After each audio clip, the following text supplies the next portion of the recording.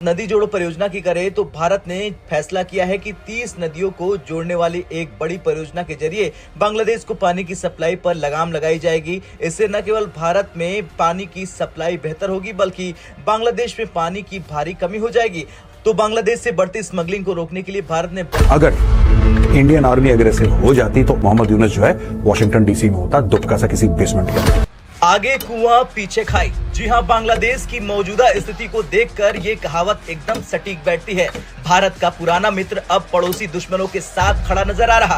आज वही एहसान फरामोश बांग्लादेश इंडिया को और इंडियन आर्मी को आंखें दिखा रहा है, इंडिया को धमका रहा है कि हम उड़ीसा पर, बिहार पर और बंगाल पर कब्जा कर लेंगे।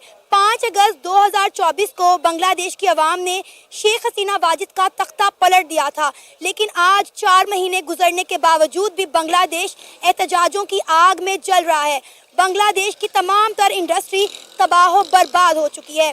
कहा जा रहा है कि बांग्लादेश अगला पाकिस्तान बनने जा रहा है। ये इंडियन किसी भी गल्फ कंट्री में किसी भी आप उनका स्टाइल चेक करें, कस्टमर को डील करने का भी यार ऐसे वो जैसे कहते हैं ना, वो बिलीव करते हैं कस्टमर भगवान है, ये एक्चुअली में वो फील करते हैं। और हम लोग ना और शायद इसी वजह से दुनिया की 5वीं बड़ी इकॉनमी भी बन गई। और उसके बाद ये क्या करते हैं, अब आप किसी भी शॉप पे, ये शायद इन्होंने भी देखा हो कि इंडियन जो है वो इंडियन प्रोडक्ट्स ही बाय करता है, चाहे वो किधर भी बैठा हुआ है। हमें बांग्लादेश को डराने के लिए म्यांमार के साथ की जरूरत नहीं है।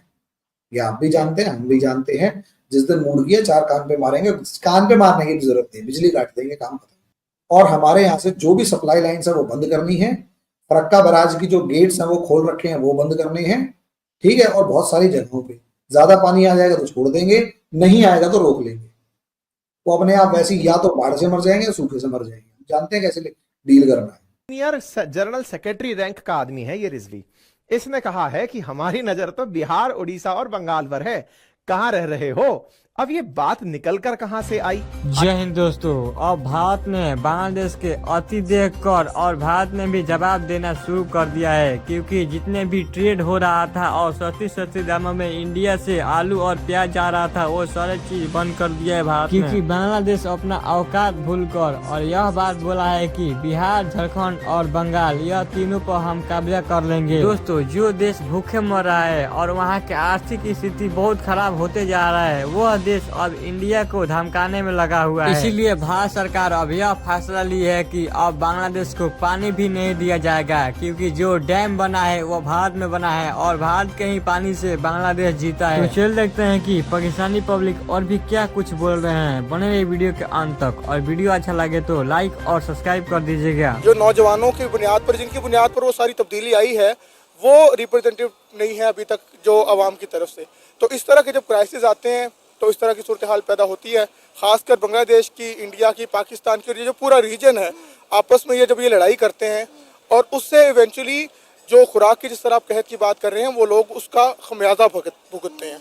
तो इसीलिए जो है हमारे पूरे रीजन को, मैं कह रहा हूँ ना सिर्फ इंडिया, बांग्लादेश, श्रीलंका, पाकिस्तान और साउथ एशिया, पूरा रीजन, चाइना हमारे साथ है। दुनिया की इतनी बड़ी ताकत है, तो हमें आपस में कोलैबोरेशन करनी चाहिए, कोऑपरेशन करनी चाहिए। जो इंसानी जो बुनियादी ज़रूरत है, खासकर खुराक हो या जब सैलाब आता है तो लोगों को मदद चाहिए होती है, तो हमें बढ़ चढ़ कर हिस्सा लेना चाहिए। जब तक हम अपने हमसायों से ताल्लुक़ अच्छे नहीं करेंगे, चाहे वो इंडिया का बांग्लादेश के साथ रिश्ता हो, बांग्लादेश का इंडिया के साथ हो, या पाकिस्तान का इंडिया के साथ। सर, इंडिया कैसे मदद कर दे बांग्लादेश की?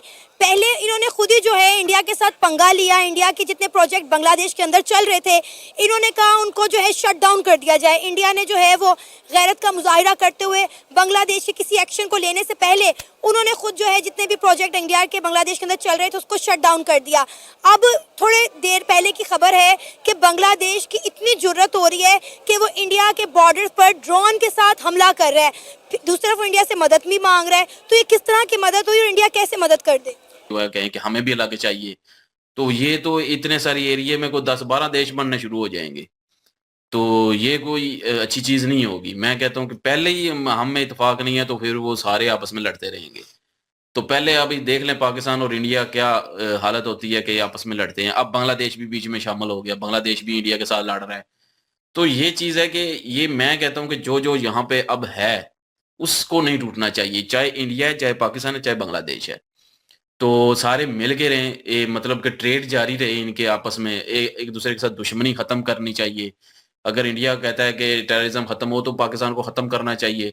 अब तो उधर बांग्लादेश से भी खतरा होगा इंडिया को, सीधी सी बात है। अब तो पाकिस्तान का एक जहाज भी चला गया है ट्रेडिंग के लिए।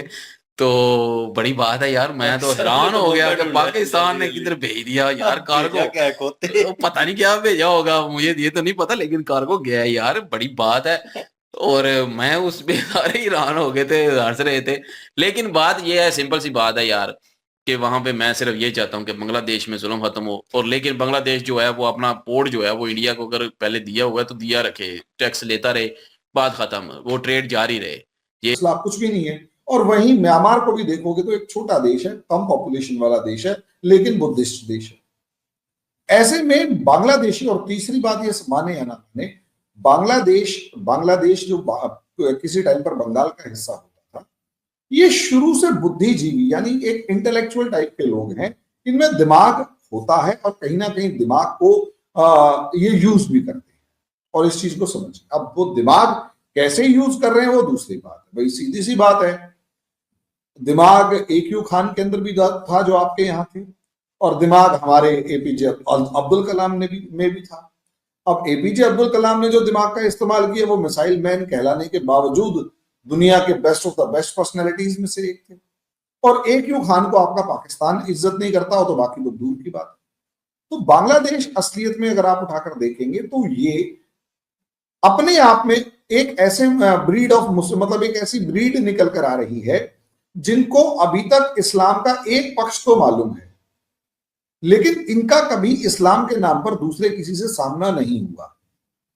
और यही बांग्लादेश का पॉजिटिव पॉइंट पाकिस्तान और अमेरिका को दिखाई देता कि वो लोग असलियत में जानते हैं कि बांग्लादेश जो है वो अब इस्लाम के नाम पर इंडिया से खूब लड़ेगा, और इनको इस्लाम के नाम पर कोई टक्कर देने वाला है नहीं।